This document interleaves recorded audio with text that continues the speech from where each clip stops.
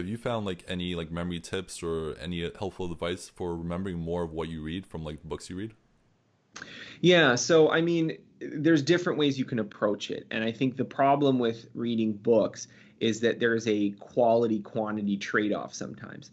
So in many ways, the way I approach my book reading is somewhat different from how I've approached ultra learning projects simply because my goal in reading books is read as many books as I can, right? So if I can increase my overall number of books I'm reading, then you kind of naturally do that as well. Like if you have some topics that you're interested in and you'll occasionally read books on those topics, then you're naturally going to do spacing because, every several months you're going to read a book on that topic and it'll remind you of stuff you read in the previous book and so on.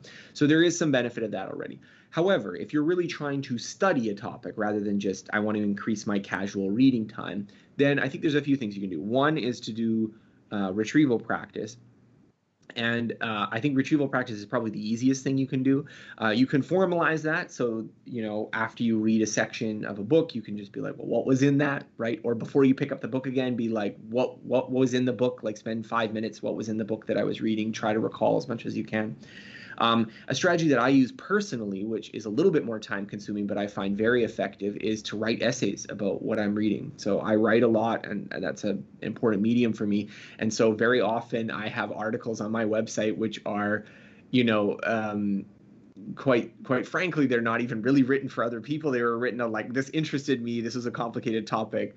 And so in me writing this essay, I have to practice recall, I have to synthesize, I have to make sure I understand the ideas. And so writing is often a very good tool. So even if you were interested in improving how you read things, just having a habit of like going on Amazon and writing a book review where you kind of summarize some of the main points, or using Goodreads and summarizing some of the main points, is a really good way for you to practice recall, practice your understanding, synthesis, and I think get more out of your books.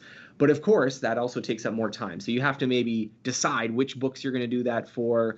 And so, if there's a book that I really thought, oh, wow, this was mind-blowing and deep, and I'm worried I'm going to forget it, then I often do that. So an example, I read a book by neuroscientist Joseph Ledoux on anxiety, and I wrote a book I wrote a book review of it called Neuroscience of Anxiety, and it was largely me being like, this is a really complicated and interesting book, so now I'm going to try to like dump and synthesize, because otherwise I'm going to probably forget a lot of it. Yeah, and there's just so much wonderful advice you just shared right there, and I've been practicing a lot of that too. Is like after I finish reading like a chapter or two, I'm like, all right, let me try to write down all the things I learned, and like when I pick up a book, before I open it, I try to say, okay, what did I learn at my last reading session? And then when I finish the book, maybe wait a couple of days, and then I try to think what were like the key takeaways from this book, and maybe write like a book review or write like a little book essay just to like summarize all the information I learned. And like you mentioned earlier, it might be more work, but if it's a great book, it's worth investing that time, because you're going to remember more of it, and it's going to like pay off in the long run.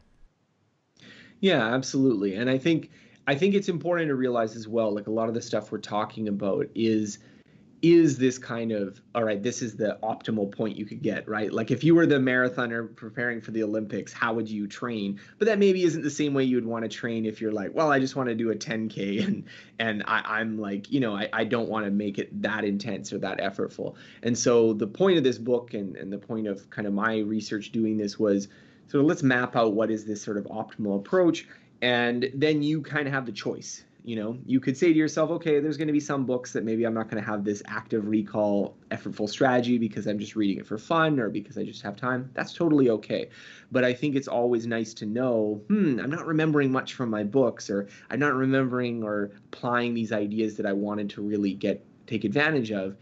What could I do? And then have that sort of in your back pocket, because certainly there's some books, some ideas that they really do matter. If you're studying for a big accounting test, for instance, you really want to know that stuff. You don't want it to be like, oh no, I cut to my exam and I forgot all of it.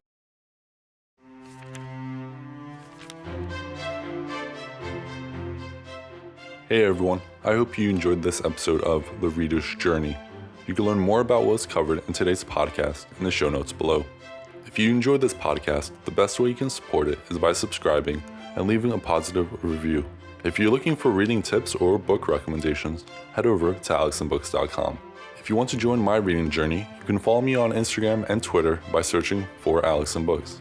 That's all for now. Thank you so much for listening, and I hope to see you soon. Read on, everyone.